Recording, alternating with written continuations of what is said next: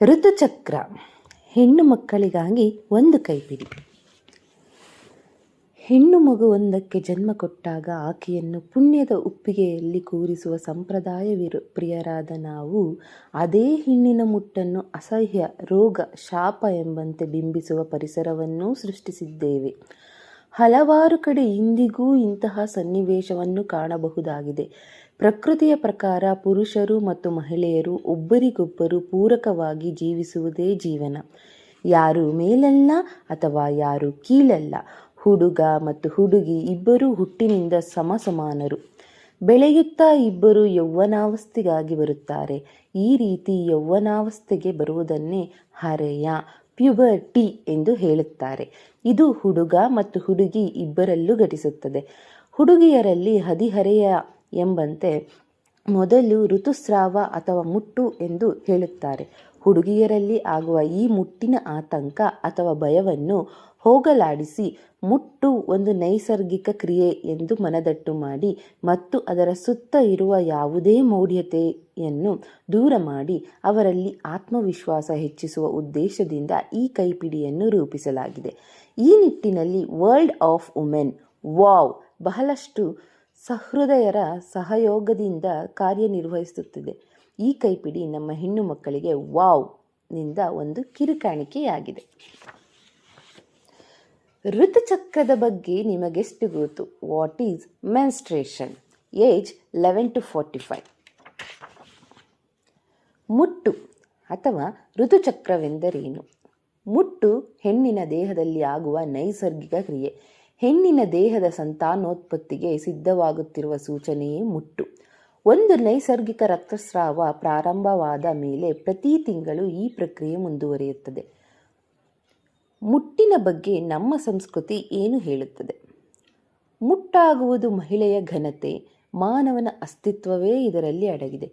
ಹೀಗಾಗಿ ಮಹಿಳೆ ಮುಟ್ಟಾಗುವುದನ್ನು world of women ಗೌರವಯುತವಾಗಿ ಎತ್ತಿ ಹಿಡಿಯುತ್ತದೆ ಹಾಗೂ ಈ ಬಗ್ಗೆ ಸಮಾಜದಲ್ಲಿ ಅರಿವು ಮೂಡಿಸುತ್ತದೆ. ಕಾರ್ಯಪ್ರವೃತ್ತವಾಗಿದೆ. ಪ್ರತಿ ತಿಂಗಳು ಹುಡುಗಿ ಅಥವಾ ಹೆಣ್ಣಿನ ದೇಹದಲ್ಲಿ ಆಗುವ ಬದಲಾವಣೆಗಳು ದೈಹಿಕವಾಗಿ ಮತ್ತು ಆಂತರಿಕವಾಗಿ ಆಕೆಯನ್ನು ಧೃತಿಗೆಡಿಸುತ್ತವೆ. ಅಂತಹ ಸಂದರ್ಭದಲ್ಲಿ ಮುಂಜಾಗರೂಕತೆ ವಹಿಸುವ ದೃಷ್ಟಿಯಿಂದ ಅವರಿಗೆ ದೈಹಿಕ, ಮಾನಸಿಕ ಮತ್ತು ಭಾವನಾತ್ಮಕ ವಿಶ್ರಾಂತಿ ನೀಡಲು ಹಿರಿಯರು ಹಾಕಿಕೊಟ್ಟ ಸಂಸ್ಕೃತಿಯನ್ನು ಚಾಪೆ ಮತ್ತು ಬೊಂಬು ಸಂಸ್ಕೃತಿ ಎಂಬ ಗುರುತಿಸಲಾಗುತ್ತದೆ.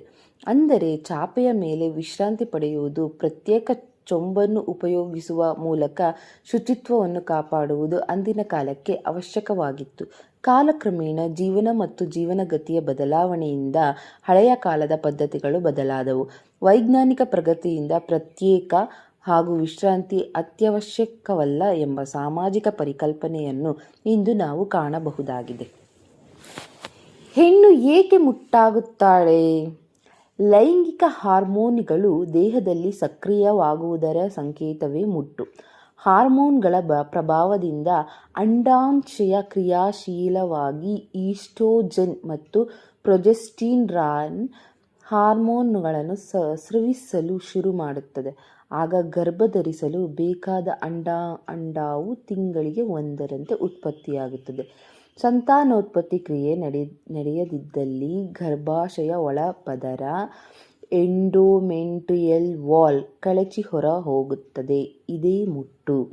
ಇದು ಪ್ರಕೃತಿಯ ಒಂದು ಪುನರಾವರ್ತನೆಯ ಕ್ರಿಯೆ. ಎಲ್ಲ ಜೀವಿಗಳಲ್ಲೂ ಮರುಸೃಷ್ಟಿ ಅತ್ಯವಶ್ಯಕ. ಸಸ್ಯಗಳಲ್ಲಿ, ಪ್ರಾಣಿಗಳಲ್ಲಿ, ಮನುಷ್ಯರಲ್ಲಿ, ಎಲ್ಲ ಜೀವ ವೈವಿಧ್ಯಗಳಲ್ಲಿ ಇದು ನಿರಂತರವಾಗಿ ಜರುಗಲೇಬೇಕಾದ ಒಂದು ನೈಸರ್ಗಿಕ ಕ್ರಿಯೆ. ಇದಕ್ಕೆ ಪೂರಕವಾಗಿ ಹೆಣ್ಣು ಮಕ್ಕಳು ಮುಟ್ಟಾಗುವುದು ಕೂಡ ಸಹಜ ಕ್ರಿಯೆಯಾಗಿದೆ. ಮನುಷ್ಯನ ಶರೀರದಲ್ಲಾಗುವ ಅಂಗಾಂಗಗಳಂತೆ ಬಹಳಷ್ಟು ಹಾರ್ಮೋನುಗಳು ಕೂಡ ಕಾರ್ಯನಿರ್ವಹಿಸುತ್ತವೆ. ಇಂಥ ಸ್ವಾಭಾವಿಕತೆಯಲ್ಲಿ ಹೆಣ್ಣಿನ ದೇಹದಲ್ಲಿ ಲೈಂಗಿಕ ಹಾರ್ಮೋನ್ಗಳು ಸಕ್ರಿಯವಾಗುವುದನ್ನು ತಿಳಿಸುವ ಸಂಕೇತವೇ ಮುಟ್ಟು.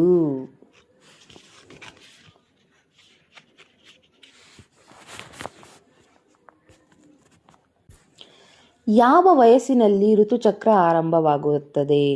ಎಷ್ಟು ದಿನಗಳ ಕಾಲ ಮುಟ್ಟಾಗುತ್ತವೆ?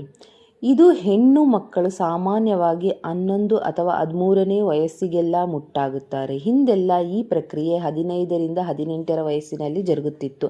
50 ವರ್ಷ ಮೇಲ್ಪಟ್ಟ ಬಳಿಕವೇ ಮುಟ್ಟು ನಿಲ್ಲುತ್ತಿತ್ತು. ಈಗ ಬದಲಾದ ಕಾಲಘಟ್ಟದಲ್ಲಿ ಮುಟ್ಟು ಬೇಗ ಶುರುವಾಗುತ್ತಿದೆ. ಅಷ್ಟೇ ಅಲ್ಲ, 45 ವರ್ಷದೊಳಗೆ ನಿಲ್ಲುವ ಸಾಧ್ಯತೆಯೂ ಹೆಚ್ಚಾಗಿದೆ. ಅಂದರೆ 11ರಿಂದ 13 ವರ್ಷಕ್ಕೆ ಪ್ರಾರಂಭವಾಗುವ ಮುಟ್ಟು 45-55ನೇ ವಯಸ್ಸಿನವರೆಗೂ ಮುಂದುವರಿಯುತ್ತದೆ.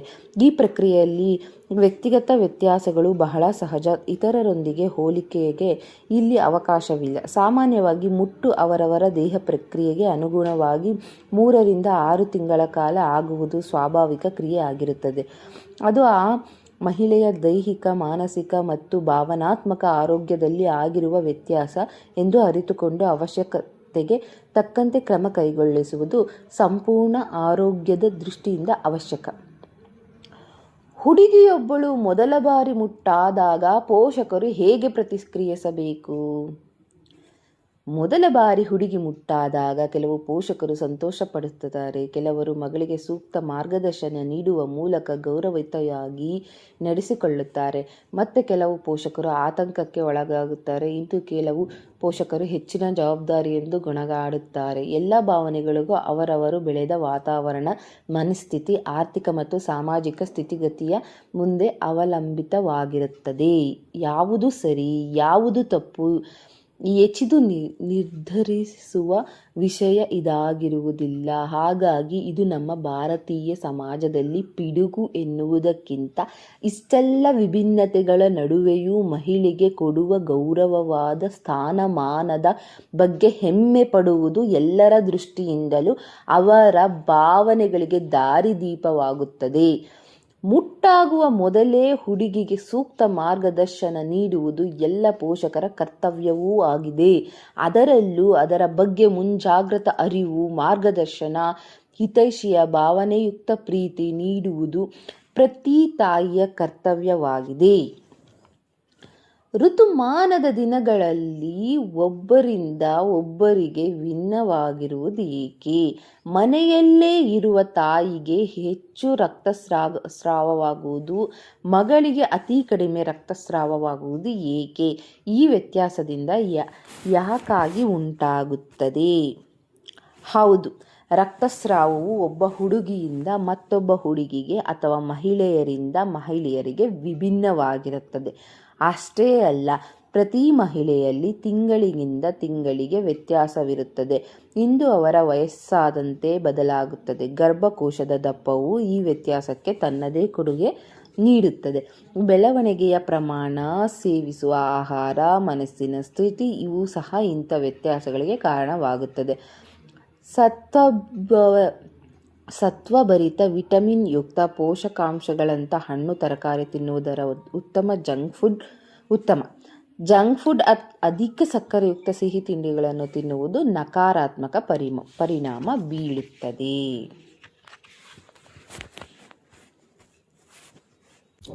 ದೇಹದಿಂದ ರಕ್ತ ಹೊರಬಂದಂತೆ ಭಯವಾಗುವುದಿಲ್ಲವೇ? ಭಯಪಡುವ ಅಗತ್ಯವಿಲ್ಲ. ಅಸಲಿಗೆ ಮುಟ್ಟಿನ ದಿನಗಳಲ್ಲಿ ಹೊರಬರುವ ರಕ್ತಕ್ಕೂ ಸಾಮಾನ್ಯ ರಕ್ತಕ್ಕೂ ಭಿನ್ನತೆ ಇರುತ್ತದೆ. ಮುಟ್ಟಿನ ರಕ್ತ ನೋಡಲು ಕೆಂಪು ಬಣ್ಣದಲ್ಲಿರುತ್ತದೆ. ಅದರಲ್ಲಿರುವ ಅಂಶ ಸಾಮಾನ್ಯ ರಕ್ತದಿಂತಿರುವುದಿಲ್ಲ ಎಂದರೆ ಅಚ್ಚರಿಯಾಗಬಹುದು. ಪ್ರಮುಖವಾಗಿ ಗರ್ಭಕೋಶದ ಒಳಪದರದಲ್ಲಿರುವ ಕೋಶಗಳು ಅದರಲ್ಲಿರುತ್ತವೆ.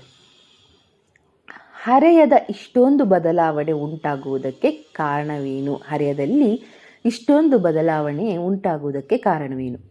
ಮಹಿಳೆಯ ದೇಹದಲ್ಲಿ ಈಸ್ಟ್ರೋಜಿನ್ ಹಾಗೂ ಪ್ರೊಜೆಸ್ಟಿರೋನ್ ಎಂಬ ಹಾರ್ಮೋನ್ಗಳು ಮುಖ್ಯವಾಗಿರುತ್ತವೆ. ಮುಟ್ಟು ಅಥವಾ ಗರ್ಭಧರಿಸುವಿಕೆ ಸಂಬಂಧಿಸಿದಂತೆ ಈ 2 ಹಾರ್ಮೋನ್ಗಳೇ ಮುಖ್ಯ. ಯೌವನ, ಪ್ರೌಢಾವಸ್ಥೆ ಹಾಗೂ ಮುಟ್ಟು ನಿಲ್ಲುವ ಮೆನೋಪಾಸ್ ಸಮಯದಲ್ಲಿ ಇವುಗಳು ಸ್ರವಿಸುವಿಕೆ ವಿಭಿನ್ನವಾಗಿರುತ್ತದೆ. ಹೀಗಾಗಿ ಬದಲಾವಣೆಗಳು ಆಗುತ್ತಿರುತ್ತವೆ. ಹರೆಯಕ್ಕೆ ಕಾಲಿಟ್ಟಾಗ ಕಂಕುಳಿನಲ್ಲಿ ಕೂದಲು ಬರುತ್ತದೆ, ಸ್ತನ ದೊಡ್ಡವಾಗುತ್ತದೆ, ಮುಖ ಮೇಲೆ ಮೊಡವೆಗಳು ಮೂಡುತ್ತವೆ, ದೇಹ ಬೆಳೆಯುತ್ತದೆ. ಇದೆಲ್ಲವೇ ಸಹಜ. ಹುಡುಗಿಯಾಗಿ ಮುಟ್ಟು ಕಾಣಿಸಿಕೊಳ್ಳದಿದ್ದರೆ ಏನಾಗುತ್ತದೆ? ಪ್ರಾಪ್ತ ವಯಸ್ಸಿನಲ್ಲಿ ಅಂದರೆ 12-13ರ ಆಸುಪಾಸಿನಲ್ಲಿ ಮುಟ್ಟು ಕಾಣಿಸಿಕೊಳ್ಳದಿರುವುದು ಒಂದು ದೈಹಿಕ ಕೊರತೆ. ಇದರಿಂದ ಹುಡುಗಿಯರು ಬೆಳವಣಿಗೆ ಹಾಗೂ ಆರೋಗ್ಯ ಕುಂಠಿತವಾಗುತ್ತದೆ. ಇದಕ್ಕೆ ಕಾರಣ. ಲೈಂಗಿಕ ಹಾರ್ಮೋನ್ಗಳ ಬೆಳವಣಿಗೆ ಆಗದೇ ಇರುವುದು, ಮುಟ್ಟು ಬರದಿದ್ದರೆ ಮನಕಲಕುವ ಶ್ರೇಷ್ಠ ಅಂಶವಾದ ಮರುಸೃಷ್ಟಿ ಅಂದರೆ ಗರ್ಭಧಾರಣೆ, ಮಗು ಹುಟ್ಟುವುದು ಸಾಧ್ಯವಾಗುವುದಿಲ್ಲ. ನಿಯಮಿತವಾಗಿ ಮುಟ್ಟಾಗದಿದ್ದರೆ ಏನಾಗುತ್ತದೆ? ನಿಯಮಿತವಾಗಿ ಮುಟ್ಟಾಗದಿರುವುದು ಆರೋಗ್ಯವಂತ ಮಹಿಳೆಯ ಲಕ್ಷಣ. ಆದರೆ ನಿಯಮಿತವಾಗಿ ಆಗದೇ ಇದ್ದಕ್ಕೆ ಆಕೆಯ ಗರ್ಭಕೋಶಕ್ಕೆ ಸಂಬಂಧಿತ ಏನಾದರೂ ಸಮಸ್ಯೆಗಳೇ ಇರಬಹುದು ಎಂದರ್ಥ. ಆದ್ದರಿಂದ ಮಾನಸಿಕ ಬೇಸರಗೊಳ್ಳದೆ ಪ್ರತಿ ತಿಂಗಳ ಮುಟ್ಟನ್ನು ಬರಮಾಡಿಕೊಳ್ಳಬೇಕು. ಯಾವುದೇ ಕಾರಣಕ್ಕೂ ನಿಯಮಿತವಾಗಿ ಹಾಗೂ ನಿಗದಿತ ಪ್ರಮಾಣದಲ್ಲಿ ಮುಟ್ಟಾಗದಿದ್ದಾಗ ವೈದ್ಯರನ್ನು ಕಾಣುವುದು ಸೂಕ್ತ. ಜನಪ್ರಿಯ ವೈದ್ಯ ಪದ್ಧತಿಯಾದ ಆಲೋಪತಿಯಷ್ಟೇ ಅಲ್ಲ, ಇದರೊಟ್ಟಿಗೆ ಲಭ್ಯವಿರುವ ಇತರ ಪದ್ಧತಿಗಳಾದ ಆಯುರ್ವೇದ, ಹೋಮಿಯೋಪತಿ, ನ್ಯಾಚುರೋಪತಿ, ಆಕ್ಯುಪ್ರೆಷರ್ ಮತ್ತಿತರ ವೈದ್ಯರ ಸಲಹೆ ಪಡೆಯುವುದು ಉತ್ತಮ.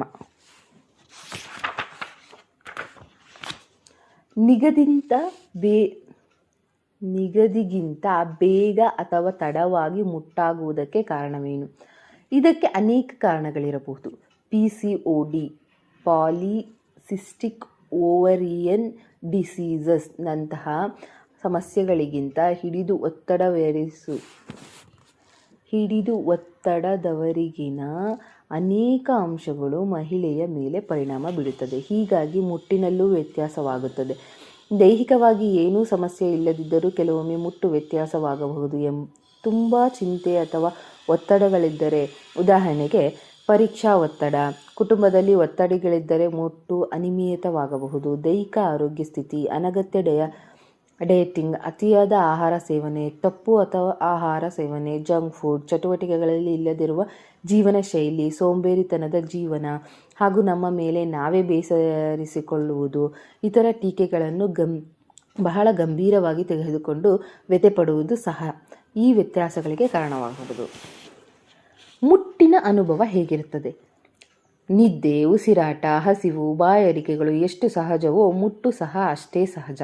ಕೆಲವರಿಗೆ ಯಾವುದೇ ಪರಿಣಾಮಗಳು ಕಾಣಿಸಿಕೊಳ್ಳದೆ ಸರಾಗವಾಗಿ ಮುಟ್ಟು ಬಂದು ಹೋಗುತ್ತದೆ. ಇನ್ನು ಕೆಲವರಿಗೆ ಭಯ, ಆತಂಕ ಉಂಟಾಗಬಹುದು. ಇವೆಲ್ಲ ಸಹಜ ಎಂಬಂತೆ ಈ ಕ್ರಿಯೆಯನ್ನು ಪ್ರಾರಂಭದಲ್ಲಿಯೇ ಒಪ್ಪಿಕೊಂಡಂತೆ ಸಂತೋಷಯುಕ್ತ ಮನಸ್ಸಿಟ್ಟು ಮುಟ್ಟು ನಮ್ಮೊಳಗೆ ಅಂತ್ಯವಾಗಿರಬಹುದು ಉಳಿಯುತ್ತದೆ. ತಾಯಂದಿರು ಹಾಗೂ ಶಿಕ್ಷಕರು ಹೇಗೆ ಸಹಾಯ ಮಾಡಬಹುದು? ಶಿಕ್ಷಕರಿಗೆ ಈ ಸಂಗತಿ ಹೇಳಬಹುದೇ? ಹೆಣ್ಣು ಮಕ್ಕಳಿಗೆ ಈ ವಿಚಾರದಲ್ಲಿ ಹೆಚ್ಚು ಮಾರ್ಗದರ್ಶನ ಮಾಡಬಲ್ಲವರೇ ತಾಯಂದಿರು. ಆದರೆ ಬಹಳಷ್ಟು ತಾಯಂದಿರಿಗೆ ಹೀಗೆ ತಿಳಿಸಿಕೊಳ್ಳಬೇಕೆಂಬುದು ತಿಳಿದಿರುವುದಿಲ್ಲ. ನಿಜವೆಂದರೆ ಮಗಳು ಮುಟ್ಟಾಗುವ ಮುನ್ನವೇ ತಾಯಂದಿರು ಅವರಿಗೆ ಈ ಬಗ್ಗೆ ಅರಿವು ಮೂಡಿಸುವುದು ಅಗತ್ಯ. ಮುಜುಗರ ಪಟ್ಟಿಕೊಳ್ಳದೆ ಹೇಗೆ ಪ್ಯಾಡ್ ಧರಿಸಬೇಕು, ಮುಟ್ಟಾದಾಗ ದೇಹದಲ್ಲಿ ಏನಾಗುತ್ತದೆ, ನೋವು ಹೇಗೆ ಬರಬಹುದು ಎಂದೆಲ್ಲ ತಿಳುವಳಿಕೆ ನೀಡುವುದು ಅಗತ್ಯ. ಇನ್ನು ಮಹಿಳಾ ಶಿಕ್ಷಕರಲ್ಲಿಯೂ ಈ ಸಂಗತಿ ಹಂಚಿಕೊಳ್ಳಬಹುದು. ಮನೆಯಲ್ಲಿರುವ ಹಿರಿಯ ಸ್ತ್ರೀಗಳು ಸಹ ತಾಯಿಯ ಈ ರೀತಿಯಲ್ಲಿ ವಿಷಯದಲ್ಲಿ ಮಾರ್ಗದರ್ಶಕರಾಗಬಹುದು. ಮುಕ್ತ ವಾತಾವರಣದ ಕುಟುಂಬದವರಾಗಿ ತಂದೆಯೊಂದಿಗೂ ಸಹ ಇದರ ಬಗ್ಗೆ ಚರ್ಚಿಸಿ ಮಾಹಿತಿ, ಮಾರ್ಗದರ್ಶನ ಪಡೆದುಕೊಳ್ಳಬಹುದು. ಗಂಡು ಮಕ್ಕಳು, ತಂದೆ, ಸಹೋದರರು, ಪತಿ ಮುಟ್ಟಿನ ಬಗ್ಗೆ ಅರಿತುಕೊಳ್ಳುವುದು ಏಕೆ ಅಗತ್ಯ? ಮುಟ್ಟಾಗುವುದು ಹೆಣ್ಣಾದರೂ ಗಂಡಾದರೂ ಮಕ್ಕಳಿಗೆ ಇದರ ಅರಿವು ಇರುವುದು ಉತ್ತಮ. ಏಕೆಂದರೆ ಆ ದಿನಗಳಲ್ಲಿ ಹೆಣ್ಣು ಮಕ್ಕಳಿಗೆ ದೈಹಿಕವಾಗಿ ವ್ಯತ್ಯಾಸವಾಗಿರುತ್ತದೆ, ನೋವು ಆಗಬಹುದು, ಮಾನಸಿಕವಾಗಿ ಕಿರಿಕಿರಿಯೂ ಆಗಬಹುದು ಎನ್ನುವುದರ ಅವರಿಗೆ ತಿಳಿದಿರಬೇಕು. ಅವರಿಂದ ಸಹಕಾರ ಸಹಜ, ಪ್ರೀತಿ ಸಹಜ, ಧೋರಣೆ ದೊರೆತರೆ ಹೆಣ್ಣು ಮಕ್ಕಳಿಗೆ ನೆಮ್ಮದಿಯಾಗಿರುತ್ತದೆ. ನಮಗೆ ಏಕೆ ವ್ಯತ್ಯಾಸ ಎನ್ನುವುದು ಅನಗತ್ಯ ಒತ್ತಡ ದೂರವಾಗಿ ಸಹಜವಾಗಿ ಸ್ಪಂದಿಸುತ್ತಾ ಸಂತೋಷಭರಿತರಾಗಿ ಜೀವನದ ವೈವಿಧ್ಯತೆಯನ್ನು ಆಸ್ವಾದಿಸುವ ಮೂಲಕ ಅನುಭವ ಪಡೆಯುತ್ತಾರೆ. ಬೇಸರಗೊಳ್ಳದೆ, ನಾಚಿಕೆ ಪಟ್ಟುಕೊಳ್ಳದೆ, ಇದೊಂದು ಕೆಟ್ಟ ಸಂಗತಿ ಎಂದು ಅಂದುಕೊಳ್ಳದೆ ಮುಟ್ಟಿನ ದಿನಗಳನ್ನು ಎದುರಿಸುವುದು ಹೇಗೆ? ಮುಟ್ಟೆಂದರೆ ಎಷ್ಟೋ ಹೆಣ್ಣು ಮಕ್ಕಳಿಗೆ ಪ್ರತಿ ತಿಂಗಳ ಬೇಸರ. ಆದರೆ ಇದು ನಿಸರ್ಗ ಸಹಜ ಪ್ರಕ್ರಿಯೆ ಎನ್ನುವುದು ಮೊದಲು ಒಪ್ಪಿಕೊಳ್ಳಬೇಕು. ನೋವಾದರೂ ಅದನ್ನು ಕಡಿಮೆ ಮಾಡಿಕೊಳ್ಳುವ ನಿಟ್ಟಿನಲ್ಲಿ ವೈದ್ಯರು ಸಲಹೆ ಪಡೆಯಬೇಕು. ಮಾನಸಿಕ ಒತ್ತಡಗಳಿಂದ ಮುಕ್ತಿ ಹೊಂದಲು ಯೋಗ, ಧ್ಯಾನ, ಪ್ರಾಣಾಯಾಮಗಳನ್ನು ಸಹಕರಿಸಿ ಜೀವನ ಶೈಲಿಯಲ್ಲಿ ಅವುಗಳನ್ನು ಅಳವಡಿಸಿಕೊಂಡರೆ ಒತ್ತಡ ನಿಯಂತ್ರಣಗಳನ್ನು ಅನುಕೂಲವಾಗುತ್ತದೆ. ಮಾನಸಿಕ ಆರೋಗ್ಯಕ್ಕೆ ಪೂರಕವಾಗಿ ದೇಹದ ಮೇಲೆ ಅನಗತ್ಯ ಒತ್ತಡಗಳ ಪರಿಣಾಮಗಳಿಲ್ಲದೆ ಸಹಜ ಜೀವನ ಸಾಧ್ಯವಾಗುತ್ತದೆ. ಎಷ್ಟು ರಕ್ತಸ್ರಾವ ಸಾಮಾನ್ಯ? ಮುಟ್ಟಾದಾಗ 4 ರಿಂದ 5 ದಿನಗಳ ಕಾಲ ರಕ್ತಸ್ರಾವ ಇರುವುದು ಸಹಜ. ಒಟ್ಟಾರೆ 2 ರಿಂದ 7 ದಿನಗಳವರೆಗೆ ಮುಟ್ಟಾಗುವುದು ಸಹಜವೆಂದು ಅಂಗೀಕರಿಸಲಾಗಿದೆ. ಇನ್ನು ರಕ್ತಸ್ರಾವಗಳನ್ನು ಪ್ರಮಾಣ ಒಂದರಿಂದ ಇನ್ನೊಬ್ಬರಿಗೆ ಭಿನ್ನವಾಗುತ್ತದೆ. ತೀವ್ರವಾಗಿದ್ದರೆ ಅಥವಾ ಹೆಚ್ಚಿದ್ದರೆ ಮೇಲೆ ತಿಳಿಸಿದಂಥ ಯಾವುದೇ ರೀತಿಯ ವೈದ್ಯರನ್ನು ಕಂಡು ಆರೋಗ್ಯವಂತರಾಗಬೇಕಾಗುತ್ತದೆ. ಮುಟ್ಟಿನ ಪ್ರತಿಕ್ರಿಯೆಯಲ್ಲಿ ಪ್ರಮುಖ ಪಾತ್ರ ವಹಿಸುವ ವೈಜ್ಞಾನಿಕ ಅಂಶಗಳು ಯಾವುದು? ಮೆದುಳು, ಹಾರ್ಮೋನ್ಗಳು, ಗರ್ಭಕೋಶ, ಅಂಡಾಣು ಈ 4 ಅಂಶಗಳು ಮುಟ್ಟಿನ ಪ್ರತಿಕ್ರಿಯೆಯಲ್ಲಿ ಪ್ರಮುಖ ಪಾತ್ರ ವಹಿಸುತ್ತದೆ. ಮುಟ್ಟಾಗುವುದು, ರೇಷ್ಮೆಯ ಗೂಡಿನಂತೆ ರಚನೆಯಾಗುವುದು, ಅಂಡೋತ್ಪತ್ತಿ, ಗರ್ಭಕೋಶವು ಸಂತಾನೋತ್ಪತ್ತಿಗೆ ಸಿದ್ಧವಾಗುವುದು. ಋತುಚಕ್ರಕ್ಕೂ ಋತುಮಾನಕ್ಕೂ ಸಂಬಂಧವಿದೆಯೇ? ಹೌದು. ನಮ್ಮ ದೇಹದೊಳಗೂ 4 ಋತುಮಾನಗಳು ಸೃಷ್ಟಿಯಾಗುತ್ತವೆ. ಅದನ್ನು ಅರಿತುಕೊಂಡರೆ ಯಾವ ಸಮಯದಲ್ಲಿ ನಮ್ಮ ದೇಹ ಹಾಗೂ ಮನಸ್ಥಿತಿ ಹೇಗಿರುತ್ತದೆ ಎಂಬ ಅರಿವು ಮೂಡುತ್ತದೆ.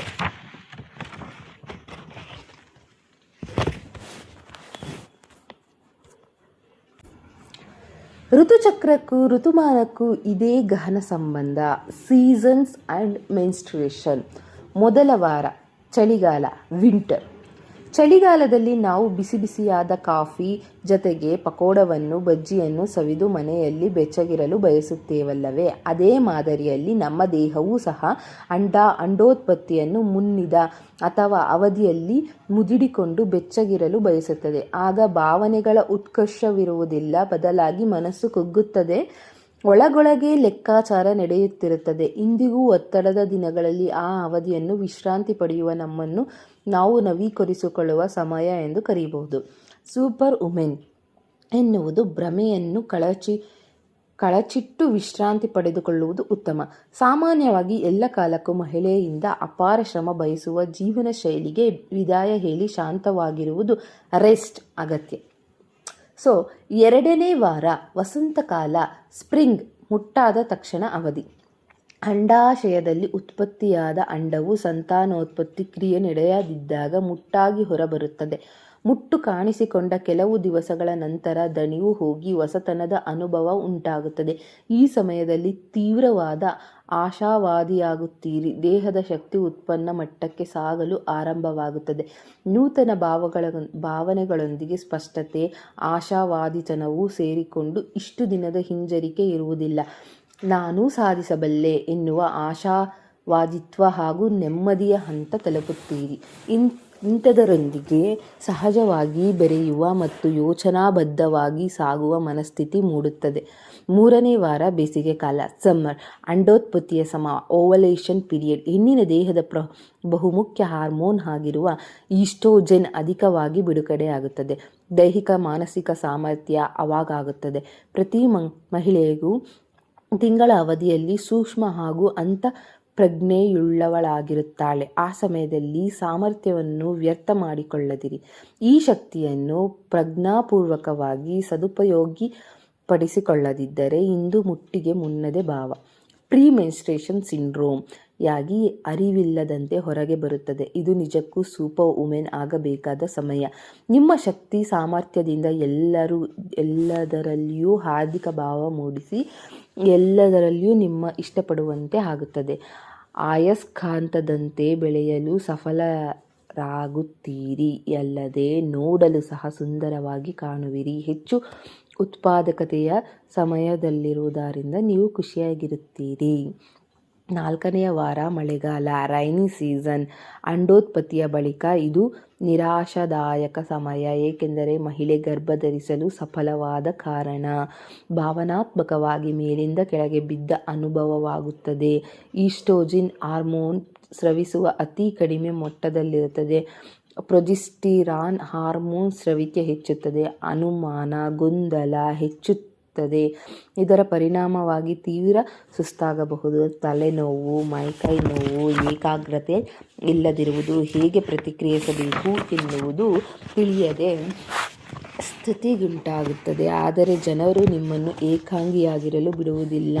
ಇದು ನಿಜಕ್ಕೂ ಗೊಂದಲವಾದ ಸಮಯವಾಗಿರುತ್ತದೆ. ಹೀಗಾಗಿ ಸಾಧ್ಯವಾದಷ್ಟು ಮನಸ್ಸನ್ನು ಶಾಂತವಾಗಿರಿಸಿಕೊಳ್ಳಬೇಕು.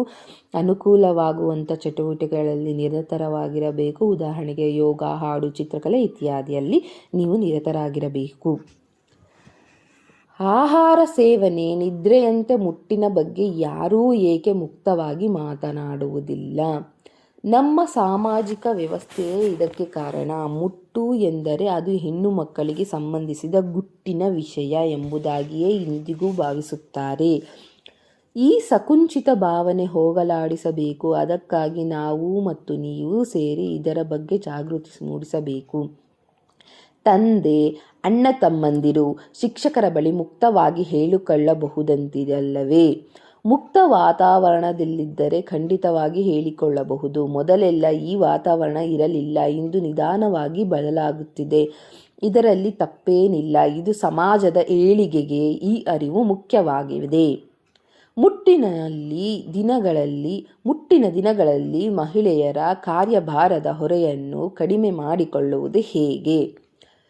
ಸಾಮಾನ್ಯವಾಗಿ ಮಹಿಳೆಯರು ಮನೆಯ ಎಲ್ಲ ಕೆಲಸವನ್ನು ತಮ್ಮದೆಂದು ತಿಳಿದುಕೊಂಡು ಅದನ್ನು ಪೂರೈಸುತ್ತಾರೆ. ಆದರೆ ಮುಟ್ಟಿನ ದಿನಗಳಲ್ಲಿ ತಂದೆ ತಾಯಿ ಪ್ರತಿ ಮಕ್ಕಳು ಅಥವಾ ಮನೆಯ ಇತರ ಸದಸ್ಯರ ನೆರವನ್ನು ಪಡೆದುಕೊಳ್ಳುವುದು ಸೂಕ್ತ. ಇದರಿಂದ ದೈಹಿಕವಾಗಿ ಮತ್ತು ಮಾನಸಿಕವಾಗಿ ಒತ್ತಡ ಕಡಿಮೆ ಮಾಡಿಕೊಳ್ಳಬಹುದು. ಮನೆಯವರು ಸಹ ಆಕೆಯ ಸ್ಥಿತಿಯನ್ನು ಅರ್ಥ ಮಾಡಿಕೊಂಡು ಆ ದಿನಗಳಲ್ಲಿ ಆಕೆಗೆ ಸೂಕ್ತ ವಿಶ್ರಾಂತಿಗೆ ಅನುವು ಮಾಡಿಕೊಳ್ಳಬೇಕು. ಇದು ಅವಳಿಗೆ ನೆಮ್ಮದಿ ಹಾಗೂ ಗೌರವ ನೀಡುತ್ತದೆ. ಸೂಚನೆ ಹೌದು. ಇದರಿಂದ ಬೇರೆ ದಿನಗಳಲ್ಲಿ ಅವಳು ಹೆಚ್ಚು ಶ್ರಮಿಸಿ ಕುಟುಂಬದ ಬಲ ಹೆಚ್ಚಿಸುತ್ತಾಳೆ. ಮುಟ್ಟಾದಾಗ ಹುಡುಗಿಯರಿಗೆ ತಿಳಿಯುತ್ತದೆಯೇ? ಇಲ್ಲ, ಮುಟ್ಟಾದಾಗ ಹುಡುಗರಿಗೆ ತಿಳಿಯುವುದಿಲ್ಲ. ಹುಡುಗರ ಬಳಿ ಮಾತನಾಡಿದರೆ ಮಕ್ಕಳಾಗುತ್ತೆಯೇ? ಖಂಡಿತವಾಗಿಯೂ ಇಲ್ಲ. ಅಪ್ಪಟ ಸ್ನೇಹದಿಂದ ಒಳ್ಳೆ ವಾತಾವರಣ ಸೃಷ್ಟಿಯಾಗುತ್ತದೆ. ಆದರೆ ಹದಿಹರೆಯದಲ್ಲಿ ಕುತೂಹಲಕ್ಕೆಂದಾಗಲಿ ಅಥವಾ ಸಮಯಸ್ಕರ ಪ್ರಭಾವದಿಂದಾಗಲಿ ಲೈಂಗಿಕ ಕ್ರಿಯೆ ನಡೆಸಲು ಮುಂದಾಗಬಾರದು. ಇದರಿಂದ ದೈಹಿಕ ಮತ್ತು ಮಾನಸಿಕ ಆರೋಗ್ಯಕ್ಕೆ ಧಕ್ಕೆಯಾಗುತ್ತದೆ. ಹರೆಯದಲ್ಲಿ ಸಂಯಮದಿಂದ ವರ್ತಿಸಿದರೆ ಬದುಕು ಸುಂದರವಾಗುತ್ತದೆ. ಕೆಲವೊಮ್ಮೆ ಮುಟ್ಟಾದಾಗ ಬೇದಿಯೂ ಆಗುತ್ತದೆ. ಏನು ಮಾಡುವುದು? ಇದು ಕೆಲವು ಹೆಣ್ಣು ಮಕ್ಕಳಿಗೆ ಸಹಜವೇ ಆಗಿದೆ. ಇದು ಹೊಟ್ಟೆ ನೋವು, ಕ್ರ್ಯಾಂಪ್ನಿಂದ ಆಗುತ್ತದೆ. ಆ ಸಮಯದಲ್ಲಿ ದೇಹಕ್ಕೆ ಪುಷ್ಟಿ ನೀಡುವಂತಹ ಪಾನೀಯಗಳ ಸೇವನೆ ಒಳ್ಳೆಯದು. ಅತಿಯಾದ ನೋವಿದ್ದರೆ ಸ್ತ್ರೀರೋಗ ತಜ್ಞರನ್ನು ಭೇಟಿಯಾಗಬಹುದು. ಋತುಚಕ್ರ ಸಹಜವಾಗಿಲ್ಲವೆಂದು ಹೇಗೆ ತಿಳಿಯುತ್ತದೆ?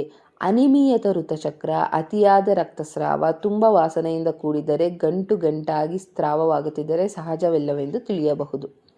ಆ ದಿನಗಳಲ್ಲಿ ಸ್ವಚ್ಛತೆ ಹೇಗೆ? Sanitiser and menstruation. ಇಷ್ಟು ಗಂಟೆಗೊಮ್ಮೆ ಪ್ಯಾಡ್ ಬದಲಿಸುವುದು ಉತ್ತಮ. ರಕ್ತಸ್ರಾವ ಯಾವ ಸಮಯದಲ್ಲೇ ಇರಲಿ ಪ್ರತಿ 4ರಿಂದ 5 ಗಂಟೆಗೊಮ್ಮೆ ಬದಲಾಯಿಸುವುದು ಉತ್ತಮ. ಕಾಟನ್ ಪ್ಯಾಡ್ಗಳನ್ನು ಬಳಸಬಹುದೇ? ಖಂಡಿತ ಕಾಟನ್ ಪ್ಯಾಡ್ಗಳನ್ನು ಬಳಸಬಹುದು. ಆದರೆ ಈ ಪ್ಯಾಡ್ಗಳನ್ನು ಸಹ ಮುಟ್ಟಿನ ದಿನಗಳಲ್ಲಿ 4 ಗಂಟೆಗೊಮ್ಮೆ ಬದಲಾಯಿಸಿಕೊಳ್ಳಬೇಕು. ಅಲ್ಲದೆ ಅವುಗಳನ್ನು 3-4 ತಿಂಗಳಿಗಿಂತ ಹೆಚ್ಚು ದೀರ್ಘಕಾಲ ಬಳಸಬಾರದು. ಪ್ರತಿ ಬಾರಿ ತೊಳೆದಾಗ ಬಿಸಿಲಿನಲ್ಲಿ ಒಣಗಿಸಬೇಕು. ಸೂರ್ಯನ ಬೆಳಕಿನಲ್ಲಿ ಒಣಗಿಸಿದ ಒಳ ಉಡುಪು ಹಾಗೂ ಹತ್ತಿಯ ಬಟ್ಟೆಗಳ ಬಳಕೆ ಕ್ಷೇಮ. ನಾನು ಶಾಲೆಗೆ ಬರುವಾಗ ಹೇಗೆ ಎಚ್ಚರಿಕೆ ವಹಿಸಬೇಕು? ಸರಿಯಾದ ಪ್ಯಾಡ್ ಅಥವಾ ಹತ್ತಿಯ ಕಾಟನ್ ಬಟ್ಟೆಯನ್ನು ಬಳಕೆ ಮಾಡಬೇಕು. ಅಷ್ಟೇ ಅಲ್ಲ, ಶಾಲೆಯಲ್ಲೂ ಆಗಾಗ ಪ್ಯಾಡ್ಗಳನ್ನು ಬದಲಾಯಿಸಿಕೊಳ್ಳುತ್ತಿರಬೇಕು. ಈ ಸಮಯದಲ್ಲಿ ಸ್ನಾನ ಮಾಡಬಹುದೇ? ಖಂಡಿತ ಮಾಡಬೇಕು. ಈ ದಿನಗಳಲ್ಲಿ ಸೋಂಕು ತಗುಲುವ ಸಾಧ್ಯತೆ ಹೆಚ್ಚಿರುವುದರಿಂದ ದಿನಕ್ಕೆ ಕನಿಷ್ಠ ಒಮ್ಮೆಯಾದರೂ ಸ್ನಾನ ಮಾಡಬೇಕು. ಪರಿಸರಕ್ಕೆ ಪೂರಕವಾಗುವಂತೆ ಪ್ಯಾಡ್ಗಳನ್ನು ಹೇಗೆ ವಿಲೇವಾರಿ ಮಾಡಬಹುದು? ಬಳಸಿದ ಪ್ಯಾಡ್ಗಳನ್ನು ಹಾಗೆಯೇ ಎಸೆದೆ ಪೇಪರ್ನಿಂದ ಸುತ್ತಿ ಕಸದ ಬುಟ್ಟಿಗೆ ಹಾಕಬೇಕು. ಶೌಚಾಲಯ, ಮೋರಿ, ಪೊದೆ, ನದಿ, ಕೆರೆಗಳಲ್ಲಿ ಎಸೆಯಬಾರದು. ಪರಿಸರ ರಕ್ಷಣೆ ನಮ್ಮ ಜವಾಬ್ದಾರಿ. ಸುತ್ತಮುತ್ತಲ ಪರಿಸರವನ್ನು ನೈರ್ಮಲ್ಯದಿಂದ ಕಾಪಾಡಿಕೊಳ್ಳಬೇಕು. ಜೊತೆಗೆ ನಮ್ಮ ಮನೆಯಷ್ಟೇ ಅಲ್ಲ, ಸಾರ್ವಜನಿಕ ಶೌಚಾಲಯಗಳಲ್ಲೂ ಸಹ ಪ್ಯಾಡ್ಗಳನ್ನು ಎಸೆಯಬಾರದು. ಸುತ್ತಮುತ್ತಲಿನ ಪರಿಸರ ಸ್ವಚ್ಛತೆ ನಮ್ಮೆಲ್ಲರ ಜವಾಬ್ದಾರಿ. ಋತುಚಕ್ರದ ಕಪ್ಗಳನ್ನು ಯಾವ ವಯಸ್ಸಿನಲ್ಲಿ ಬಳಸಬಹುದು? ಇದನ್ನು ಸಾಮಾನ್ಯವಾಗಿ ವಿವಾಹವಾದ ಬಳಿಕ ಮಾಡಬಹುದು ಎನ್ನುವುದು ವೈದ್ಯರ ಅಭಿಪ್ರಾಯ. ಯಾವ ಸಮಯದಲ್ಲಿ ವೈದ್ಯರನ್ನು ಕಾಣಬೇಕು? ನಿಗದಿತ ಸಮಯದಲ್ಲಿ ಮುಟ್ಟು ಬಾರದಿದ್ದಾಗ, ಮುಟ್ಟಿನ ದಿನಗಳಲ್ಲಿ ನಿರಂತರ ಬದಲಾವಣೆಯಾದಾಗ, ಅತಿಯಾದ ನೋವು, ಅತಿಯಾದ ರಕ್ತಸ್ರಾವ, ವಾಸನೆಯಿಂದ ಕೂಡಿರುವ ಸ್ರಾವವಿದ್ದರೆ ವೈದ್ಯರನ್ನು ನೋಡಲೇಬೇಕು. ಬಿಳಿ ಮುಟ್ಟು ಅಂದರೇನು? ಮುಟ್ಟಾಗುವುದು ಎಷ್ಟೋ ಸಹಜವೋ ಬಿಳಿ ಮುಟ್ಟು ಸಹ ಅಷ್ಟೇ ಸಹಜ. ಮುಟ್ಟಾಗುವ ಕೆಲ ದಿನಗಳಲ್ಲಿ ಮುಂಚೆ ಅಂಡಾಶಯದಿಂದ ಅಂಡಾಣು ಬಿಡುಗಡೆಯಾಗುವ ಸಮಯದಲ್ಲಿ ಹಾಗೂ ಗರ್ಭಿಣಿಯರಲ್ಲಿ ಇದು ಸಾಮಾನ್ಯ ಬಳಿಯದಾಗಿದ್ದು ತೇವವಾಗಿರುವ ಈ ಅಂಶವು ಅಸಹ್ಯವಾಗಿದ್ದರೆ ಮಾತ್ರ ಎಚ್ಚರಿಕೆ ವಹಿಸಬೇಕು. ಅಂದರೆ ಬಿಳಿ ಮುಟ್ಟು ಅಥವಾ ಹೆಚ್ಚಿನ ಪ್ರಮಾಣದಲ್ಲಿ ಹೋಗುತ್ತಿದ್ದರೆ, ವಾಸನೆಯಿಂದ ಕೂಡಿದ್ದರೆ ವೈದ್ಯರಲ್ಲಿ ಪರೀಕ್ಷೆ ಮಾಡಿಸಿಕೊಳ್ಳಬೇಕು. ಅಸಹಜ ಬಿಳಿಮುಟ್ಟು ಗರ್ಭಕೋಶದಲ್ಲಿರುವ ಸೋಂಕು ಅಥವಾ ಯಾವುದಾದರೂ ಇತರ ಸಮಸ್ಯೆಯನ್ನು ಬಿಂಬಿಸುತ್ತಿರಬಹುದು. ಮುಟ್ಟಾದಾಗ ನಾನು ಆಟವಾಡಬಹುದು ಎನ್ನುತ್ತಾರೆ ವೈದ್ಯರು. ಆದರೆ ಅವರವರ ದೇಹ ಪ್ರಕೃತಿಯನ್ನು ಆಧರಿಸಿ ನಿರ್ಧರಿಸಬೇಕಾಗುತ್ತದೆ. ಲವಲವಿಕೆಯಿಂದಿರುವುದು, ವಿಶ್ರಾಂತಿ ತೆಗೆದುಕೊಳ್ಳುವುದು ಉತ್ತಮ. ಆದರೆ ದಿನವಿಡೀ ಮಲಗಿರುವುದು ಉತ್ತಮವಲ್ಲ. ಇದ್ದಕ್ಕಿದ್ದ ಹಾಗೆ ಮುಟ್ಟು ಶುರುವಾದರೆ ನಾನೇನು ಮಾಡಬೇಕು? ಮುಟ್ಟಿನ ದಿನಗಳು ಹತ್ತಿರವಾದಾಗ ನಮ್ಮ ಬ್ಯಾಗಿನಲ್ಲಿ ಪ್ಯಾಡ್ ಅಥವಾ ಒಳ ಉಡುಪನ್ನು ಇರಿಸಿಕೊಳ್ಳುವುದು ಕ್ಷೇಮ. ಪ್ಯಾಡ್ ಇಲ್ಲವಾದರೆ ಹತ್ತಿ ಬಟ್ಟೆಯನ್ನಾದರೂ ಜೊತೆಗೆ ಇರಿಸಿಕೊಳ್ಳಬೇಕು. ಈ ಸಮಯದಲ್ಲಿ ಇನ್ನೊಬ್ಬರ ನೆರವನ್ನು ಪಡೆದುಕೊಳ್ಳಬಹುದು. ಮಹಿಳೆಯರನ್ನು ತಮ್ಮ ಜೀವಿತಾವಧಿಯಲ್ಲಿ 400-500 ಬಾರಿ ಮುಟ್ಟಾಗುತ್ತಾರೆ. ಎಲ್ಲ ಮನೆಗಳಲ್ಲೂ ಮಹಿಳೆಯರಿದ್ದಾರೆ. ಆದರೂ ಬಹುತೇಕ ಪುರುಷರಿಗೆ ಈ ಬಗ್ಗೆ ಅರಿವಿಲ್ಲ. ಇದಕ್ಕೆ ಕಾರಣವೇನು? ಸಮಾಜದಲ್ಲಿ ಮುಟ್ಟಿನ ಕುರಿತಾಗಿ ಇರುವ ನಂಬಿಕೆಯೇ ಇದಕ್ಕೆ ಕಾರಣ. ಇದೊಂದು ಗುಟ್ಟಿನ ವಿಚಾರ, ಯಾರೊಂದಿಗೂ ಹೇಳಿಕೊಳ್ಳಬಾರದೆನ್ನುವ ಭಾವನೆ ಇದೆ. ನಮ್ಮ ಹಿಂದಿನ ಕುಟುಂಬಗಳಲ್ಲಿ ಮೊದಲಿನಿಂದಲೂ ಪುರುಷರ ಬಳಿ ಈ ಸಂಗತಿಯನ್ನು ಚರ್ಚಿಸಿ ಗೊತ್ತಿಲ್ಲ. ಹೀಗಾಗಿ ಪುರುಷರಿಗೆ ಈ ಕುರಿತು ಅರಿವು ಇರುವುದಿಲ್ಲ. ಹುಡುಗರಿಗೆ ಮುಟ್ಟಿನ ಬಗ್ಗೆ ಹೇಗೆ ಹೇಳಬೇಕು? ಅಮ್ಮಂದಿರು ತಮ್ಮ ಗಂಡು ಮಕ್ಕಳಿಗೆ ಮುಟ್ಟಿನ ಬಗ್ಗೆ ತಿಳಿವಳಿಕೆ ನೀಡಬಲ್ಲರೆ? ಮುಟ್ಟಿನ ಕ್ರಿಯೆಯಿಂದಲೇ ಮನುಷ್ಯನ ಜನನ ಆಗುತ್ತದೆ. ಪ್ರತಿ ತಾಯಿಗೂ ಮುಟ್ಟಾಗುತ್ತಾಳೆ. ಮುಟ್ಟಾಗುವುದು ಸಂತಾನೋತ್ಪತ್ತಿಗೆ ಅಗತ್ಯ ಎಂದು ಗಂಡು ಮಕ್ಕಳಿಗೆ ತಿಳಿಯಬೇಕು. ಅಲ್ಲದೆ ಮುಟ್ಟಾಗುವುದನ್ನು ಕೇವಲವಾಗಿ ಕಾಣದೆ, ಲೇವಡಿ ಮಾಡದೆ ಗೌರವಿಸಬೇಕೆನ್ನುವುದು ತಿಳಿಯಬೇಕು. ಮಹಿಳೆಯರಿಗೆ ಆ ದಿನಗಳಲ್ಲಿ ದೈಹಿಕ ನೋವು, ಮಾನಸಿಕವಾಗಿ ಕಿರಿಕಿರಿ ಇರುತ್ತದೆ ಎನ್ನುವುದು ಅವರಿಗೆ ಮನದಟ್ಟು ಮಾಡಿಸಬೇಕು. ಗಂಡು ಮಕ್ಕಳು ಪ್ರೌಢಶಾಲೆಯಲ್ಲಿ ಹಂತಕ್ಕೆ ಬರುವಾಗ ಅವರಿಗೆ ತಿಳುವಳಿಕೆ ಮೂಡಿಸುವುದು ಅಗತ್ಯ. ಹೆಣ್ಣಿನ ಬಗ್ಗೆ ಗೌರವ ಮೂಡಿಸುವುದು ಸಂಸಾರವಷ್ಟೇ ಅಲ್ಲ, ಸಮಾಜದ ಆರೋಗ್ಯದ ದೃಷ್ಟಿಯಿಂದಲೂ ಅಗತ್ಯ. ಮುಖದ ಮೇಲೆ ಗುಳ್ಳೆಗಳು ಬರುವುದೇಕೆ? ಪ್ರತಿ ಬಾರಿಯ ಋತುಚಕ್ರದಲ್ಲಿ ಹಾರ್ಮೋನ್ಗಳು ವ್ಯತ್ಯಾಸವಾಗುತ್ತದೆ. ಮುಟ್ಟು ಶುರುವಾದಾಗ ಪ್ರೊಜೆಸ್ಟೆರಾನ್ ಹಾರ್ಮೋನ್ ಮಟ್ಟ ಕುಸಿದು ಈಸ್ಟ್ರೋಜೆನ್ ಮಟ್ಟ ಹೆಚ್ಚಲು ಆರಂಭವಾಗುತ್ತದೆ. ಈ ವ್ಯತ್ಯಾಸದಿಂದ ಚರ್ಮದಲ್ಲಿರುವ ಮೇಧೋಗ್ರಂಥಿ ಹೆಚ್ಚು ಸ್ರವಿಸಲು ಆರಂಭವಾಗುತ್ತದೆ. ಆಗ ಮುಖದ ಮೇಲೆ ಜಿಡ್ಡು ಉತ್ಪತ್ತಿಯಾಗುತ್ತದೆ. ಅಷ್ಟೇ ಅಲ್ಲ, ಜಿಡ್ಡಿನ ಅಂಶ ಹೆಚ್ಚಿದರೆ ಗುಳ್ಳೆಗಳು ಮೊಡವೆಗಳು ರೂಪದಲ್ಲಿ ಹೊರಬರುತ್ತವೆ.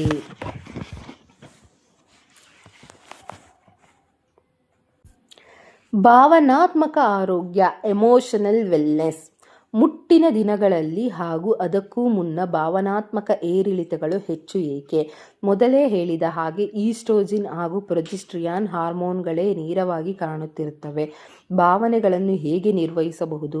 ಮುಟ್ಟಿನ ಬಗ್ಗೆ ಅರ್ಥ ಮಾಡಿಕೊಳ್ಳುವುದು, ಒತ್ತಡ ಮಾಡಿಕೊಳ್ಳದೆ ಉಸಿರಾಟ, ವ್ಯಾಯಾಮ ಅಥವಾ ಪ್ರಾಣಾಯಾಮ, ಧ್ಯಾನ, ಯೋಗ ಈ ಮೂಲಕ ಭಾವನೆಗಳನ್ನು ನಿಭಾಯಿಸಬಹುದು.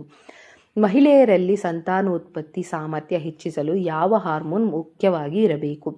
ಈಸ್ಟ್ರೋಜೆನ್ ಹಾರ್ಮೋನ್ ಅಧಿಕವಾದರೆ ತೂಕದಲ್ಲಿ ಹೆಚ್ಚಳ, ಥೈರಾಯ್ಡ್ ಸಮಸ್ಯೆ, ಮುಖದ ಮೇಲೆ ಗುಳ್ಳೆಗಳು, ತೀವ್ರವಾಗಿ ಸಿಹಿ ತಿನ್ನುವ ಬಯಕೆ, ಮೈಗ್ರೇನ್ ಅಥವಾ ತಲೆನೋವು, ಎಂಡೋಮಿಟ್ರಿಯಾಸಿಸ್, ಅಧಿಕ ರಕ್ತಸ್ರಾವ, ಗರ್ಭಕೋಶದಲ್ಲಿ ಗುಳ್ಳೆಗಳು, ಭಾವನೆಗಳಿಗೆ ಏರಿಳಿತ, ಸ್ತನ ಕ್ಯಾನ್ಸರ್, ಖಿನ್ನತೆ, ಉದ್ವೇಗದಂಥ ಸಮಸ್ಯೆಗಳು ತಲೆದೂಗಬಹುದು. ಮುಟ್ಟಿನ ದಿನಗಳಲ್ಲಿ ನಾನು ಹೇಗೆ ಆರೈಕೆ ಮಾಡಿಕೊಳ್ಳಬೇಕು? ನೋವಾಗುತ್ತಿದ್ದರೆ ಕಿಬ್ಬೊಟ್ಟೆಯ ಬಿಸಿನೀರಿನ ಶಾಖ ಕೊಟ್ಟುಕೊಳ್ಳಬೇಕು. ವಿಶ್ರಾಂತಿ ಪಡೆಯಬೇಕು. ಉತ್ತಮ ಆಹಾರ ಸೇವನೆ ಮುಖ್ಯ. ಚೆನ್ನಾಗಿ ನೀರು ಕುಡಿಯಬೇಕು. ಉದ್ಯಾನದಲ್ಲಿ ನಡಿಗೆ ಮಾಡುತ್ತಿರುವ ಉತ್ತಮ. ಮನಸ್ಸಿನ ನೆಮ್ಮದಿ ಮುಖ್ಯ. ಆತ್ಮೀಯರೊಂದಿಗೆ ನಿಮ್ಮ ಭಾವನೆಗಳನ್ನು ಹೇಳಿಕೊಳ್ಳಿ. ಸಾಧ್ಯವಾದಷ್ಟು ಮನಸ್ಸನ್ನು ಶಾಂತಿವಾಗಿರಿಸಿಕೊಳ್ಳಬೇಕು. ಅತಿಯಾದ ಚಟುವಟಿಕೆಗಳನ್ನು ಕೈಬಿಟ್ಟು ಒತ್ತಡ ಕಡಿಮೆ ಮಾಡಿಕೊಳ್ಳಬೇಕು. ದೇಹಕ್ಕೆ ಅತಿಯಾದ ಶ್ರಮದ ಕೆಲಸ ಬೇಡ. ಉತ್ತಮವಾದ ಪುಸ್ತಕ ಓದಲು ಕುಳಿತುಕೊಂಡೇ ಮಾಡಬಹುದಾದ ಕರಕುಶಲ ವಸ್ತುಗಳನ್ನು ಮಾಡಬಹುದು. ಮುಟ್ಟಿನ 1-2 ದಿನವಾದರೂ ಹೀಗೆ ಮಾಡಿದರೆ ಅನುಕೂಲ. ನಾನು ನೋವಿನಲ್ಲಿರುವಾಗ ನನಗೆ ಆರೈಕೆ ಬೇಕು ಎನ್ನುವುದು ತಂದೆ ಸಹೋದರಿಗೆ ತಿಳಿಯುವುದು ಹೇಗೆ? ಈ ಅರಿವು ಹಾಗೂ ಅರ್ಥ ಎಂಪತಿ ಆ್ಯಂಡ್ ಕಂಪ್ಯಾಷನ್ ಮಾಡಿಕೊಳ್ಳುವ ಮನೋಭಾವ ಕುಟುಂಬದ ಆರೋಗ್ಯದ ನಾಂದಿಯಾಗಿರುತ್ತದೆ. ಇದು ನೇರವಾಗಿ ಮಾತನಾಡುವ ಮುಖಾಂತರವೇ ಆಗಬೇಕು. ಕುಟುಂಬದಲ್ಲಿ ಎಲ್ಲರೊಂದಿಗೆ ಕೂಡಿ ಬಾಳುವುದರಿಂದ ಎಲ್ಲರಿಗೂ ಮನೆಯ ಎಲ್ಲ ಆರೋಗ್ಯ ಹಾಗೂ ಸಮಸ್ಯೆಗಳ ಬಗ್ಗೆ ಅರಿವಾಗುವುದು ಮುಖ್ಯ. ಮುಟ್ಟು ನೈಸರ್ಗಿಕ ಸಹಜ ಪ್ರತಿಕ್ರಿಯೆಯಾದರೂ ಇಂದಿಗೂ ಇದರ ಸಮಸ್ಯೆ ಎನ್ನುವಂತೆ ಪರಿಗಣಿಸುವುದೇಕೆ? ಹೆಣ್ಣು ಮಗು ಸಂತಾನೋತ್ಪತ್ತಿ ಸಿದ್ಧವಾಗುವ ಸೂಚನೆಯೇ ಮುಟ್ಟು. ಅಲ್ಲಿಂದಲೇ ಆಕೆಯ ದೇಹದಲ್ಲಿ ಬದಲಾವಣೆಗಳ ಪರ್ವ ಆರಂಭವಾಗುತ್ತದೆ. ಇದು 45-50 ವರ್ಷಗಳವರೆಗೂ ಮುಂದುವರಿಯುತ್ತದೆ. ಇಷ್ಟು ವರ್ಷಗಳ ಸುದೀರ್ಘ ಅವಧಿಯಲ್ಲಿ ಲೈಂಗಿಕ ಹಾರ್ಮೋನ್ಗಳ ಆಕೆಯ ಆರೋಗ್ಯವನ್ನು ನಿರ್ಧರಿಸುವುದರಿಂದ ಸಮಸ್ಯೆ ಎನ್ನುವಂತೆ ಪರಿಗಣಿಸಲಾಗುತ್ತದೆ. ಯಾವಾಗ ನನಗೆ ಮುಟ್ಟು ನಿಲ್ಲುತ್ತದೆ? ಇದು ನಿಮ್ಮ ಜೀವನ ಶೈಲಿಗೆ ಸಂಬಂಧಿಸಿದ. ಈಗ ಸಾಮಾನ್ಯವಾಗಿ 40ರ ಬಳಿಕ ಮೆನೋಪಾಸ್ ಹಂತ ಶುರುವಾಗಿ 45ರ ಬಳಿಕ ಯಾವಾಗ ಬೇಕಿದ್ದರೂ ನಿಲ್ಲಬಹುದು. ಅಡುಗೆ ಮನೆಯ ಔಷಧಾಲಯ, ಕಿಚನ್ ಆ್ಯಂಡ್ ಫಾರ್ಮಸಿ. ಹಾರ್ಮೋನ್ ಸಮತೋಲನಕ್ಕೆ ಅನುಕೂಲವಾಗುವ ಆಹಾರಗಳು ಯಾವುವು? ಕಳಿತ ಬಾಳೆಹಣ್ಣು ಸೇವಿಸುವುದು ಒಳ್ಳೆಯದು. 1 ಚಮಚ ಮೆಂತ್ಯ ನೆನೆಸಿಟ್ಟು ಬೆಳಿಗ್ಗೆ ಖಾಲಿ ಹೊಟ್ಟೆಯಲ್ಲಿ ತಿನ್ನುವುದು ಉತ್ತಮ. ತುಳಸಿ ಮತ್ತು ಶುಂಠಿ ಪೌಡರನ್ನು ಜೇನುತುಪ್ಪದೊಂದಿಗೆ ಬೆರೆಸಿ ಸೇವಿಸಿ. ಹಾಗಲಕಾಯಿ ಅಥವಾ ಬೇವಿನ ರಸವನ್ನು ಬೆಳಗಿನ ಜಾವ ಖಾಲಿ ಹೊಟ್ಟೆಯಲ್ಲಿ ಸೇವಿಸಿದರೆ ರಕ್ತ ಶುದ್ಧವಾಗುತ್ತದೆ. ಕಡಲೆ ಬೀಜವನ್ನು ರಾತ್ರಿ ನೆನೆಸಿಟ್ಟು ಬೆಳಿಗ್ಗೆ ತಿಂಡಿ ಜೊತೆಗೆ ತಿನ್ನಬೇಕು. 1 ಚಮಚ ಹುರಿದ ಕಪ್ಪು ಅಥವಾ ಬಿಳಿ ಎಳ್ಳು ಪ್ರತಿದಿನ ಮಧ್ಯಾಹ್ನ ಸೇವಿಸಿ. ಇದು ಜೊತೆಗೆ ನೀವು ಸೇವಿಸುವ ಅನ್ನ, ರಾಗಿ, ಬೇಳೆಕಾಳು, ಸೊಪ್ಪು, ಹಣ್ಣು, ತರಕಾರಿ, ಮೊಟ್ಟೆ ಮತ್ತು ಉಪ್ಪಿನಕಾಯಿ ಹಾಗೂ ನಾಟಿ ಹಸುವಿನ ಹಾಲು, ಬೆಣ್ಣೆ, ತುಪ್ಪ, ಮೊಸರನ್ನು ಸರಿಯಾದ ಪ್ರಮಾಣದಲ್ಲಿ ಸೇವಿಸಿದರೆ ನಿಮ್ಮ ಹಾರ್ಮೋನ್ ಸಮತೋಲನಕ್ಕೆ ಸಹಾಯ ಮಾಡುತ್ತದೆ. ನೋವಿನಲ್ಲಿದ್ದಾಗ ಯಾವ ಆಹಾರ ಉತ್ತಮ? ನಿಂಬೆಹಣ್ಣಿನ ಪಾನಕಕ್ಕೆ ಸ್ವಲ್ಪ ಸಕ್ಕರೆ ಮತ್ತು ಉಪ್ಪು ಸೇರಿಸಿ ಕುಡಿಯಬೇಕು. ಗಂಜಿ, ಹೆಸರುಬೇಳೆ, ಕಿಚಡಿ, ಜೀರಿಗೆ ಕಷಾಯ ಇತ್ಯಾದಿಯನ್ನು ಸೇವಿಸಬೇಕು. ಮುಟ್ಟಿನ ದಿನಗಳಲ್ಲಿ ಸೇವಿಸಲು ಯೋಗ್ಯವಿರುವ ಆಹಾರಗಳು ಯಾವುವು? ಅತಿ ಖಾರ, ಸಿಹಿ, ಹುಳಿ, ಉಪ್ಪು ಮತ್ತು ಮಸಾಲೆಯುಕ್ತ ಆಹಾರಗಳು. ಸತ್ವಭರಿತ ಆಹಾರ ಹಾಗೂ ಮುಟ್ಟಿನ ಸಂಬಂಧವಿದೆಯೇ? ಹೌದು. ಸತ್ವಭರಿತ ಆಹಾರದಿಂದ ಮುಟ್ಟಿಗೆ ಸಂಬಂಧಿಸಿದ ತೊಂದರೆಗಳು ಕಡಿಮೆಯಾಗುತ್ತದೆ. ಮಾನಸಿಕ ಮತ್ತು ದೇಹದ ಸಮತೋಲನಕ್ಕೆ ಸತ್ವಭರಿತ ಆಹಾರ ಮುಖ್ಯವಾಗುತ್ತದೆ. ಹಾರ್ಮೋನ್ ಸ್ರವಿಕೆ ಮತ್ತು ಆಹಾರ ಸಂಬಂಧವಿರುವ ತುಂಬ ಮುಖ್ಯವಾಗಿ ಅಗಸೆ ಬೀಜ, ಕಡಲೆ ಬೀಜ, ಎಳ್ಳು ಇವುಗಳನ್ನು ಪ್ರತಿ ವಾರ 1 ಬೀಜಗಳನ್ನು ತಿನ್ನುವುದರಿಂದ ತುಂಬ ಸಮಸ್ಯೆಗಳು ಕಡಿಮೆಯಾಗುತ್ತದೆ. ಮೆಂತ್ಯದ ಹಿಟ್ಟನ್ನು ತುಪ್ಪದೊಂದಿಗೆ 1 ಉಂಡೆ ತಿನ್ನುತ್ತಾ ಬಂದರೆ ಸೊಂಟಕ್ಕೆ ಬಲ ಬರುತ್ತದೆ. ಯೋಗ ಮತ್ತು ಮುಟ್ಟು. ಯೋಗ ಆ್ಯಂಡ್ ಮೆನ್ಸ್ಟ್ರೇಷನ್. ವ್ಯಾಯಾಮ, ದೈಹಿಕ ಚಟುವಟಿಕೆ ಯೋಗ ಅಗತ್ಯವೇ? ಹೌದು. ನಿತ್ಯವೂ ಯೋಗ ಮಾಡುವುದರಿಂದ ಮುಟ್ಟಿನ ನೋವಿನಿಂದ ಮುಕ್ತಿ ದೊರೆಯುತ್ತದೆ. ಹಾರ್ಮೋನ್ ವ್ಯತ್ಯಾಸವಾಗುವ ಸಮಸ್ಯೆ ಇಲ್ಲವಾಗುತ್ತದೆ. ಮುಟ್ಟಿನ ದಿನಗಳಲ್ಲಿಯೂ ಲಘು ವ್ಯಾಯಾಮಗಳನ್ನು ಮಾಡಬಹುದು. ನಿರಂತರವಾಗಿ ನಿಗದಿತ ವ್ಯಾಯಾಮ ಹಾಗೂ ಯೋಗಾಸನಗಳನ್ನು ಮಾಡಬೇಕು. ಯೋಗದಿಂದಾಗುವ ಪ್ರಯೋಜನವೇನು? ಯೋಗವು ದೇಹದ ಎಲ್ಲ ಅಂಗಾಂಶಗಳಿಗೆ ಕೆಲಸ ಕೊಟ್ಟು ಮನಸ್ಸನ್ನು ಶಾಂತವಾಗಿಸಿ ಒತ್ತಡ ಕಡಿಮೆ ಮಾಡುತ್ತದೆ. ವಜ್ರಾಸನ, ಬದ್ಧಕೋಶಾಸನ. ಯಾವ ಯೋಗಾಸನವನ್ನು ದಿನವೂ ಮಾಡಿದರೆ ಮುಟ್ಟಿನ ತೊಂದರೆ ನಿವಾರಿಸಿಕೊಳ್ಳಬಹುದು? ಪ್ರತಿದಿನ ವೃಕ್ಷಾಸನ, ತ್ರಿಕೋಣಾಸನ, ಚಿಟ್ಟೆ ಆಸನ ಅಥವಾ ಬದ್ಧಕೋಣಾಸನ, ಉಷ್ಣವಿಷ್ಟ ಉಪವಿಷ್ಟ ಕೋಣಾಸನ, ಸ್ತುತಬದ್ಧ ಕೋಣಾಸನ, ವಜ್ರಾಸನ, ಬಾಲಾಸನಗಳನ್ನು ಮಾಡಬಹುದು. ಯಾವ ಯೋಗಾಸನಗಳನ್ನು ಮುಟ್ಟಿನ ದಿನಗಳಲ್ಲಿ ಮಾಡಬಹುದು? ಚಿಟ್ಟೆ ಆಸನ ಅಥವಾ ಬದ್ಧ ಕೋಣಾಸನ, ಸುಪ್ತಬದ್ಧ ಕೋಣಾಸನ, ವಜ್ರಾಸನ, ಬಾಲಾಸನ, ಶವಾಸನ ಇವುಗಳನ್ನು ಮುಟ್ಟಿನ ದಿನಗಳಲ್ಲಿ ಮಾಡಬಹುದು. ಇವುಗಳನ್ನು ಬೆನ್ನು ನೇರ ಇಟ್ಟುಕೊಂಡು ಮಾಡಬೇಕು. ಉಸಿರಾಟ ದೀರ್ಘವಾಗಿರಬೇಕು. ಸುಪ್ತಬದ್ಧ ಕೋಣಾಸನ, ಶವಾಸನ, ಪದ್ಮಾಸನ, ಉಪವಿಷ್ಟ ಕೋಣಾಸನ. ಪ್ರತಿಯೋರ್ವ ಮಹಿಳೆಯು ತನ್ನ ಹೆಣ್ತನದ ಬಗ್ಗೆ ಗೌರವ ಭಾವ ಹೊಂದಿರುವುದರೊಂದಿಗೆ ತನ್ನ ಶರೀರವನ್ನು ಪ್ರೀತಿಸಿಕೊಳ್ಳುವುದರೊಂದಿಗೆ ಸಾಮಾಜಿಕ ಸಂತೋಷವನ್ನು ಅನುಭವಿಸಲಿ ಮತ್ತು ನೀಡಲಿ ಎಂಬುದು ನಮ್ಮ ಆಶಯವಾಗಿದೆ. ನಮ್ಮ ಆಯುರ್ವೇದದಲ್ಲಿ ಹೇಳುವಂತೆ ಶರೀರ ಒಂದು ದೇಗುಲವಂತೆ ಹೆಣ್ಣು ಈ ಶರೀರವನ್ನು ಅರ್ಥ ಮಾಡಿಕೊಂಡು ಅದಕ್ಕೆ ಪೂರಕವಾಗಿ ಒಳ್ಳೆಯ ಆಹಾರ ಪದ್ಧತಿ, ಯೋಗಾಭ್ಯಾಸಗಳನ್ನು ಮೂಲಕ ಮಾನಸಿಕ ಸಮತೋಲನ ಆರೋಗ್ಯವನ್ನು ಕಾಪಾಡಿಕೊಂಡು ಸಾಗಿದರೆ ಮತ್ತು ತನ್ನ ಮನೆಯಷ್ಟೇ ಅಲ್ಲ, ಅವಳು ಸಮಾಜಕ್ಕೆ ದೀಪವಾಗುತ್ತಾಳೆ. ನಿಮ್ಮೆಲ್ಲರ ಒತ್ತಡಗಳಿಗೂ ನೀವೇ ಪ್ರತಿಕ್ರಿಯಿಸುವ ಬಗೆಯೇ ಕಾರಣ. ಆದ್ದರಿಂದ ಸ್ಪಂದಿಸಲು ಕಲಿಯಿರಿ, ಪ್ರತಿಕ್ರಿಯಿಸಬೇಡಿ. ವಂದನೆಗಳೊಂದಿಗೆ ನಿಮ್ಮ ಪ್ರೀತಿಯ ಕತೆ ಮತ್ತು ಕಾದಂಬರಿ ಆಡಿಯೋ ಬುಕ್.